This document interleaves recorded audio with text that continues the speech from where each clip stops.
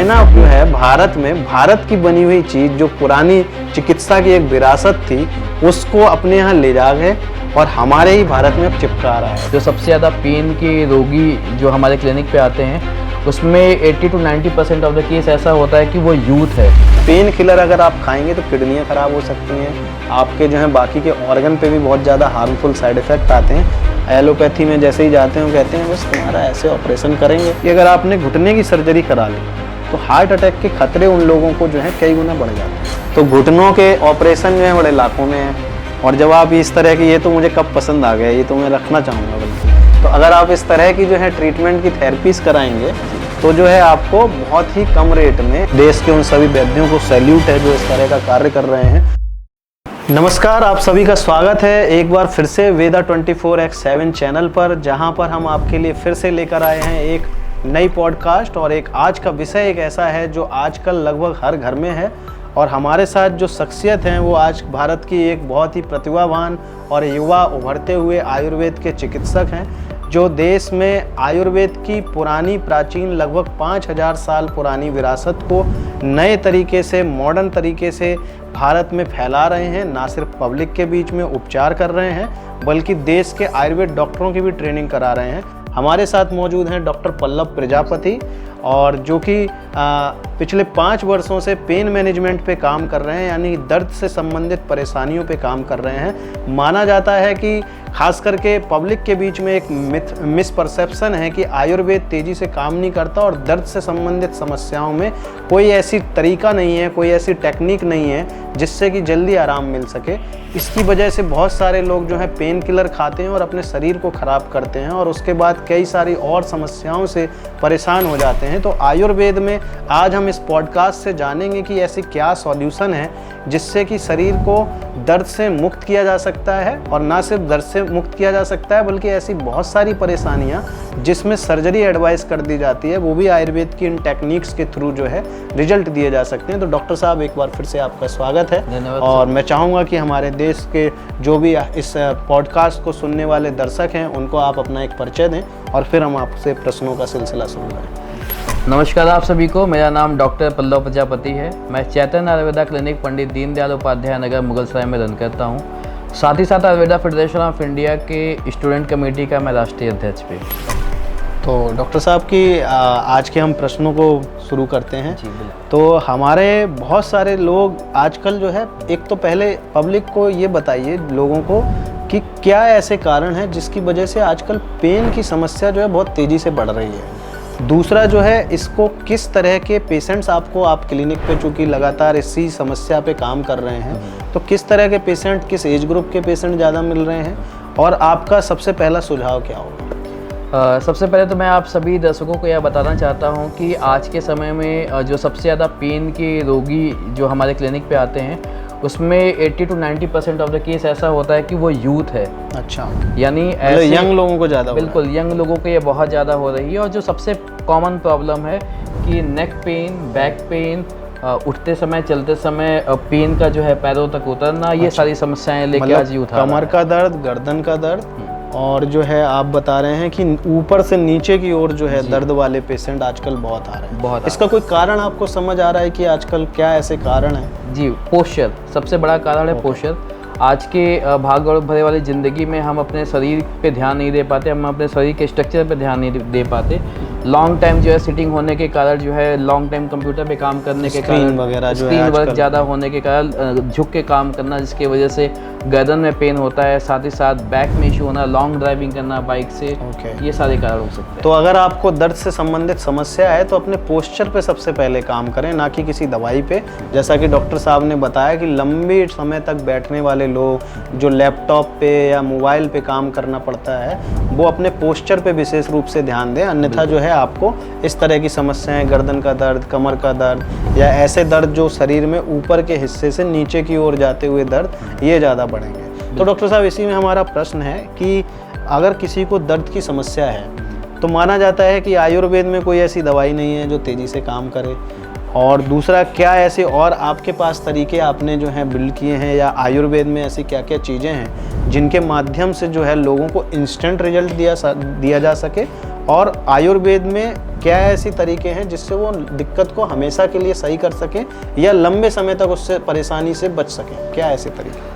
बिल्कुल, आयुर्वेद में ऐसी औषधियाँ भी अवेलेबल हैं जो इंस्टेंट काम करती हैं, पेन मैनेजमेंट अच्छा वर्क करती हैं पेन मैनेजमेंट में। साथ ही साथ आयुर्वेद में ऐसी प्राचीनतम हमारे ग्रंथों में बताई गई ऐसे बहुत सारी थेरेपीज है जिसका हम लोग उपयोग करके जो है पेन मैनेजमेंट अच्छा रिजल्ट दे सकते हैं, जिसमें एक अग्निकर्म है और एक अलापो चिकित्सा है, जो आधुनिकरण के हिसाब से आज हम उसे कपिंग थेरेपी के भी नाम से जानते हैं। ओके, तो डॉक्टर साहब ने जैसा कि बताया कि अग्निकर्म एक ट्रीटमेंट की थेरेपी की एक आजकल एक नया आयुर्वेद में, हालांकि ये ग्रंथों में बहुत पुराना पहले से मौजूद है, तो आज के दौर में इसे फिर से जो है रीएस्टेब्लिश किया जा रहा है। बहुत सारे वैद्य जो हैं इस पे काम कर रहे हैं और डॉक्टर साहब भी उनमें से जो हैं इस विरासत को आगे बढ़ाने में कार्यरत हैं। तो अग्निकर्म क्या ऐसा है? नाम सुन के तो लग रहा है कि आग का कुछ इसमें जो है लग रहा है, तो कैसे ये अग्निकर्म की ये विधा, आप कुछ लाए भी हैं इंस्ट्रूमेंट वगैरह, तो थोड़ा सा बताएं दर्शकों को कि ये क्या है, कैसे है, तो इसके बारे में। बिल्कुल, अग्निकर्म जैसा नाम से ही पता चलता है कि अग्नि के द्वारा किया गया कर्म।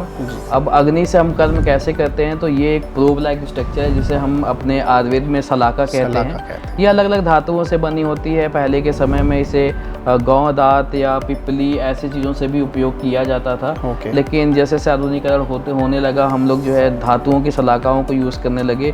इन सलाकाओं को हम जो है अग्नि पे गर्म करते हैं, रेड हॉट करते हैं, एकदम लाल करते हैं। उसके बाद जिस जगह पे पेन होता है उस जगह पे इसे टच करते हैं। अच्छा, तो इसको तो सुन के कुछ लोग मुझे लगता है डर जाएंगे कि भाई ये आग पे गर्म, आप लेकिन वो भी लाए हैं डिवाइस जिससे आप इसे गर्म करते हैं। तो ये एक बर्नर टाइप का एक डिवाइस है जिस पे डॉक्टर साहब बता रहे हैं इसे उतना गर्म करते हैं कि लाल हो जाता है पूरी तरह से, जैसे लोहा लाल हो जाता है। बिल्कुल उस तरह से, और उस लाल वाला जो लाल हो जाता है उस हिस्से को दर्द वाली जगह पे छुलाते हैं। तो इससे कैसे लोग ना डरें, और ये क्या कारगर है, और इससे क्या स्किन नहीं जलती जब जिस जगह पे लगा? ना डरने का कारण ये है कि बिल्कुल डरना चाहिए जब आप किसी कुशल वैद्य के अंडर में नहीं है। अगर आप एक कुशल वैद्य के, एक कुशल चिकित्सक के अंडर में अगर आप अपना ट्रीटमेंट करा रहे हैं तो वहाँ डरना ज़रूरी नहीं है। कुशल वैद्य जो है आपको सही तरीके से ट्रीटमेंट देगा। हाँ, जैसे कि ये कहा जा सकता है कि सुई लगे और सुई चुभे ना, ऐसा नहीं हो सकता। सुई चुभेगी तभी सुई लगेगी और दर्द होगा। उसी तरीके से हम अगर अग्निकर्म कर रहे हैं तो वो थोड़ा तो जलेगा ही जलेगा। तो जैसा कि डॉक्टर साहब ने कहा कि कुशल वैद्य मतलब कि ऐसा नहीं जिस डॉक्टर का नाम कुशल है आप उसके पास पहुंच जाएं, आपको उसके पास जाना है जो एक्सपर्ट है बेसिकली इस पर्टिकुलर ट्रीटमेंट की पैथी में या इस पर्टिकुलर एक्सपर्टीज़ में। दूसरा, जैसा उन्होंने बताया कि जैसे सुई जब चुभती है तो सुई का दर्द महसूस होता है, उसी तरह से ये जब अग्निकर्म की सलाका या प्रोब को जब वो टच कराते हैं तो जलता भी है। तो इससे फिर तो स्किन जल जाएगी, फिर ऐसे में कौन कराना चाहेगा इसको? नहीं, स्किन जलती नहीं है, थोड़ी बहुत ही जलती है, जिसका उपचार भी हम उसी समय कर देते हैं, जिससे छाले वगैरह नहीं पड़ते। छाले नहीं पड़ते, तो मतलब आप कह रहे हैं कि जब टच करते हैं तो उससे दर्द में इंस्टेंट आराम मिल गया, और जिस जगह पे किया वहाँ पे जो स्किन पे इफेक्ट आता है वो इंस्टेंटली आप कुछ अप्लाई कर देते हैं। तो वो क्या ऐसा अप्लाई करते हैं जिससे कि वो जो है उसका इफेक्ट नहीं आता? आयुर्वेद में घृत कुमारी, जिसे आप सभी एलोवेरा के नाम से जानते हैं, हम उसका पल्प लगाते हैं। ठीक है, तो जब आप ये ट्रीटमेंट करते हैं और जिस समय पे स्किन पे जो है उसका कोई स्पॉट बनता है तो इंस्टेंटली आप एलोवेरा जो है फ्रेश एलोवेरा आप लगा देते हैं, जिससे उसमें कोई स्पॉट नहीं बनता और कोई फफोला वगैरह या छाला नहीं बनता है। तो भाई एक ये बड़ी अच्छी टेक्निक है और आजकल बड़ी पॉपुलर भी है और इसके बहुत अच्छे रिजल्ट हैं। तो डॉक्टर साहब आगे और इसके बारे में बताएंगे। कुछ और भी आप डिवाइसेस लाए हैं, जैसे कि ये कप जैसा है, और भी कई सारे हैं, तो एक बार इन सब के बारे में थोड़ा बताइए बिल्कुल लोगों को। आयुर्वेद में हमारे सुश्रुत संहिता में अलाबू नाम से एक चिकित्सा बताई गई है जिसका बहुत ही अच्छा उपयोग किया जाता है पेन मैनेजमेंट के लिए।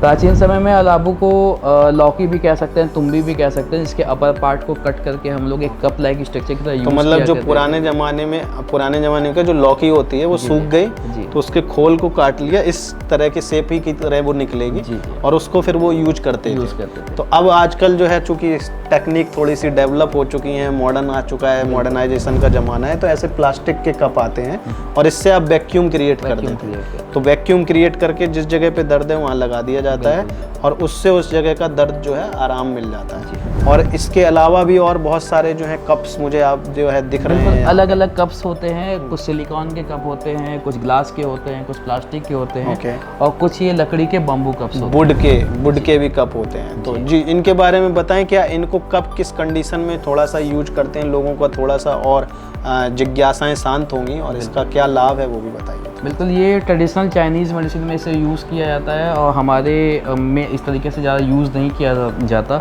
अब इसे हम सिर्फ शो करने के लिए ही रखते हैं क्योंकि इससे उतना इफेक्ट। लेकिन आयुर्वेद में जो है, जहाँ तक मैंने अपना भी अध्ययन किया है तो इसके बारे में काफ़ी कुछ वर्णन मिलता है कि पुराने ज़माने में भी लकड़ी वगैरह के जो है कप यूज होते हैं। बिल्कुल। तो अब आप बता रहे हैं कि ये भारत में उपयोग कम होता है, चाइना में ज़्यादा। तो देखिए, आप लोग देखिए, इसको जानिए कि भारत में जो चीज़ डेवलप हुई, विकसित हुई हज़ारों वर्ष पहले, उसको भारत के लोगों ने तो इज्जत नहीं दी और भारत के लोगों ने ज़्यादा इसको जो है उपयोग नहीं किया। इवन जो अब अंग्रेज आए हमें गुलाम बनाए या और भी बहुत सारे दूसरे मुग़ल वगैरह आए तो उन्होंने हमें गुलाम बनाया, तो उन्होंने इन सारी चीज़ों का बड़ा मजाक उड़ाया और अंग्रेज़ों ने खास करके इसको लेके नई नई टेक्निक्स बता दी और इन सब चीज़ों को जादू चिकित्सा और इस टाइप से दुष्प्रचार किया और बाद में इसे चाइना ने अडॉप्ट कर लिया और ये जो है चाइना से मंगाया है आपने। जी बिल्कुल। तो आज ये चाइना जो है भारत में भारत की बनी हुई चीज़, जो पुरानी चिकित्सा की एक विरासत थी, उसको अपने यहाँ ले जा गए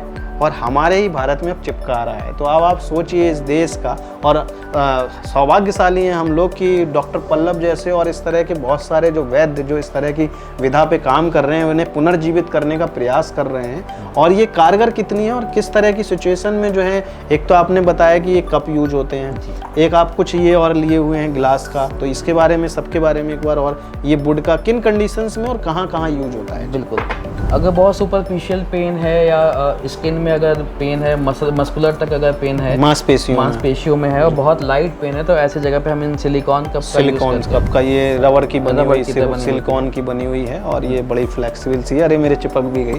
तो ये जो है इस तरह से आप यूज करते हैं। अरे वाह, और इससे इंस्टेंट रिजल्ट मिलता है। इसके बारे में और कुछ रिजल्ट मिलता है। साथ ही साथ अगर हमें टिश्यू मसाज भी करना होता है, जिसे हम आज के समय में कप लगा के जो है एक जगह से दूसरी जगह ग्लाइड करते हैं, जैसे मालिश होती है उस तरह से इसको भी स्लाइड कर सकते हैं। तो अगर किसी के हेयर हैं तो उस कंडीशन में इसका जो है कितना स्लाइड कर सकते हैं, जैसे मेरे जैसे लोगों के थोड़े से हेयर ऑयल वगैरह लगा के सही। अच्छा, ऑयल की कंडीशन में जब ऐसे ऑयल लगा के करते हैं तो फिर इसे आराम से रोटेट कर सकते हैं। एक कांच का भी कुछ दिख रहा है, इसके बारे में भी थोड़ा सा बताएं। कांच के लिए भी अगर जब स्केलेटन मसल में अगर बहुत ज़्यादा स्टिफनेस वगैरह आ जाती है तो वहाँ पे हम कांच के कप को। तो किस हिस्से में क्या कौन सी मसल आपने बताई, वो हिस्सा अगर आप बता पाएँ तो।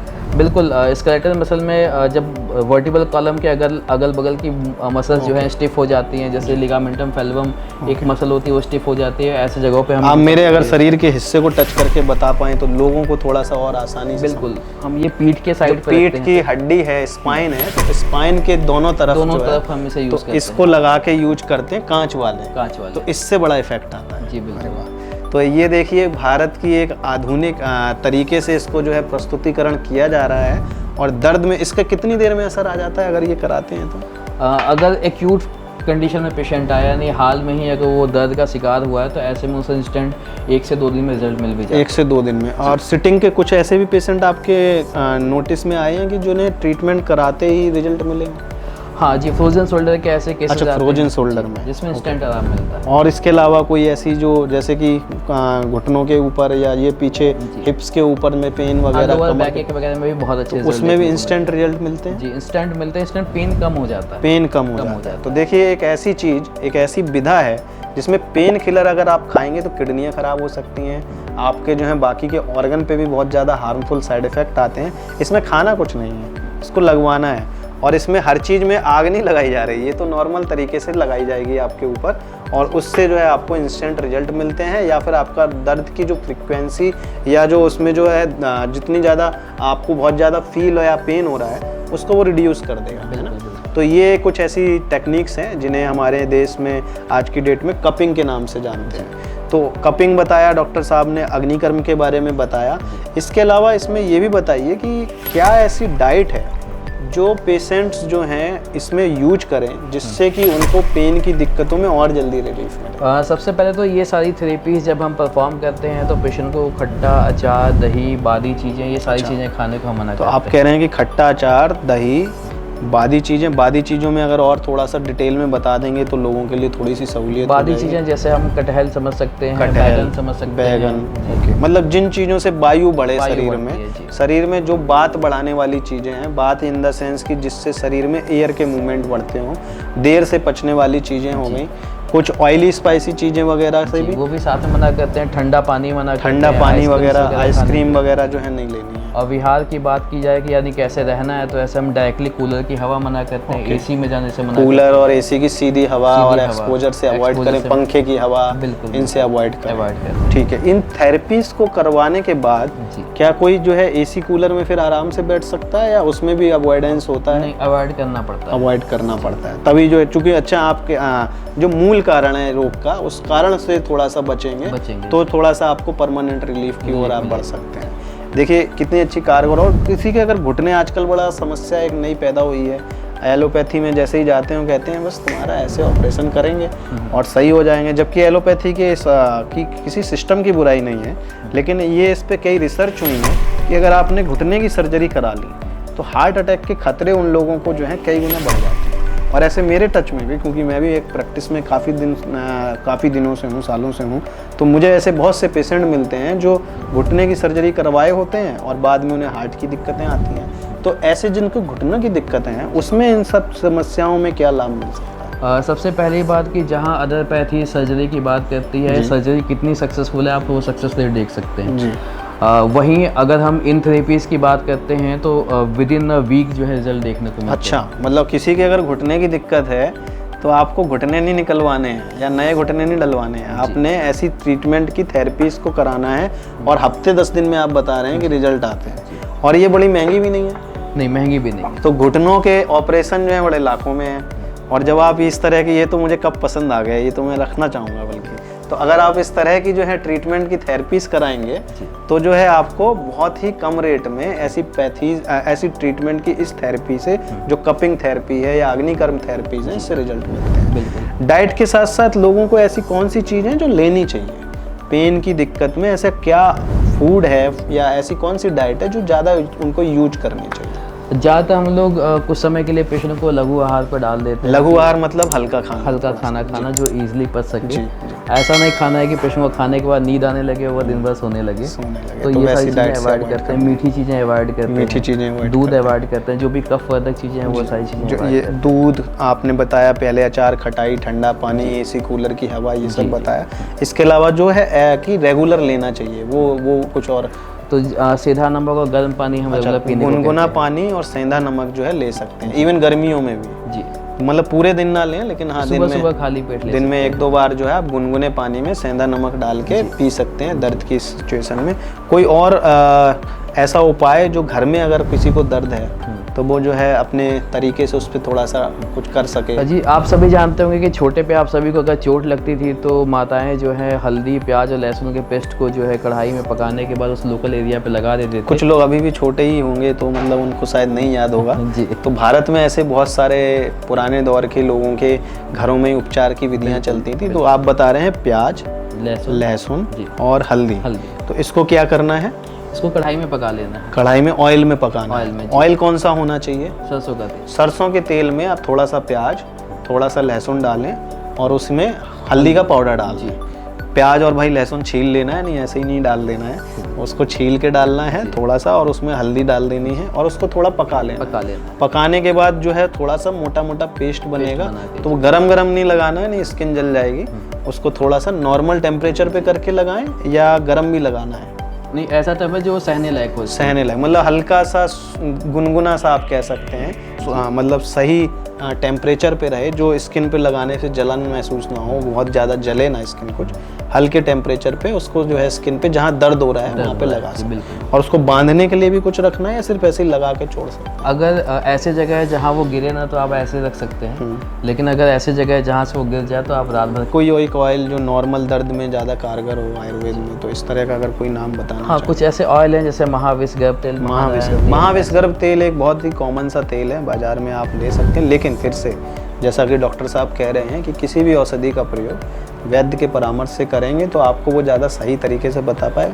इसमें मेरा एक और प्रश्न आया दिमाग में कि बहुत सारे ऐसे पेशेंट होते हैं जो दर्द के साथ सूजन आ जाती है जी, तो उस स्वेलिंग की कंडीशन में जो है उन्हें क्या ध्यान रखना चाहिए, और ये कौन सी जो है ये टेक्निक्स जो उसमें कारगर है? क्या अग्निकर्म भी स्वेलिंग की कंडीशन में कर सकते हैं? नहीं, अग्निकर्म और कपिंग थेरेपी जो है स्वेलिंग की कंडीशन में अवॉइड करते हैं। पहले मेडिसिन से हम वो स्वेलिंग को ठीक करते हैं, उसके बाद ये सारी चीज़ें। तो उन कंडीशंस में फिर क्या करना चाहिए? ओरल मेडिकेशंस या स्वेलिंग को कम करने के लिए जो कोई ऐसा तरीका जिससे वो स्वेलिंग कम हो जाए? ठीक, अब वो वैद्य आपको जो है आपके स्वेलिंग के अकॉर्डिंग बता सकते हैं कि वहाँ पे ओरल मेडिसिन कौन सी लेनी चाहिए और क्या क्या लोकल अप्लाई करके स्वेलिंग कम की जा सकती है। तो देखिए, आपको थोड़ा सा ध्यान रखना है कि स्वेलिंग की कंडीशन में इस तरह की जो प्रोसीजर्स हैं अवॉइड करें, और स्वेलिंग की कंडीशन में खुद से कुछ तेल वेल भी ना लगाएं और ना ही खुद से कुछ उपचार करने के लिए जाएं, बल्कि अपने डॉक्टर के पास जाएं, आयुर्वेद के जो वैद्य हैं उनके पास जाएं।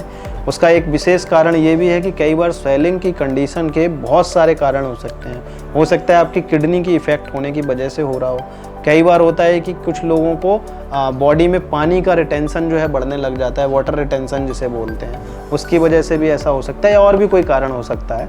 तो आप खुद से उस स्वेलिंग के दर्द में खुद से कुछ उपचार ना करने जाएं, और अग्निकर्म वगैरह जो है अगर कोई आपको स्वेलिंग में सजेशन दे तो अवॉइड करें। इसके अलावा आपके कुछ ऐसे अनूठे अनुभव होंगे निश्चित तौर पे, क्योंकि आप दिन भर में कई सारे पेशेंट देख रहे होते हैं, तो कोई ऐसे अनुभव भी लोगों को बताएं जिससे उन्हें ज़रूर सचेत रहना चाहिए।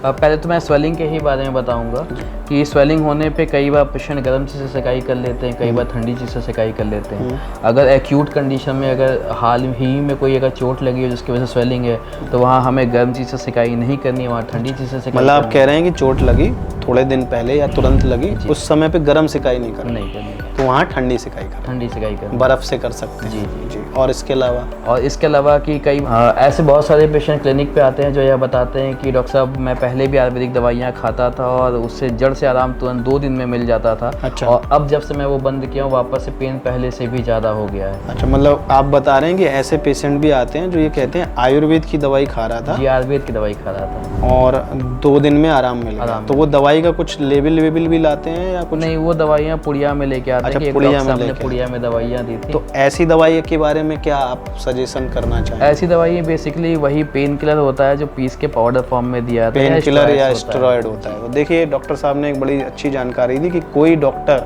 आपको आयुर्वेद के नाम पे किसी पुड़िया में कुछ भर के दे रहा है तो सावधान रहें। वो हो सकता है कि दर्द के नाम पे पेन किलर या स्टेरॉइड पीस के दे रहा हो। ऐसा नहीं है कि सारे वैद्य जो हैं इस तरह से करते हैं, लेकिन आपको सावधान रहना है। जो भी डॉक्टर से आप ट्रीटमेंट ले रहे हैं उस औषधि का नाम लिखवा लें। जी बिल्कुल, बता सकते हैं, क्योंकि ओपन मेडिसिन का आजकल मार्केट में जो है बहुत ज़्यादा ट्रेंड भी नहीं है। तो आप जो है पैक्ड डब्बी ले सकते हैं, या उसने अगर कुछ ओपन दी है तो आप उस दवाई की नाम को लिखवा सकते हैं पर्चे में।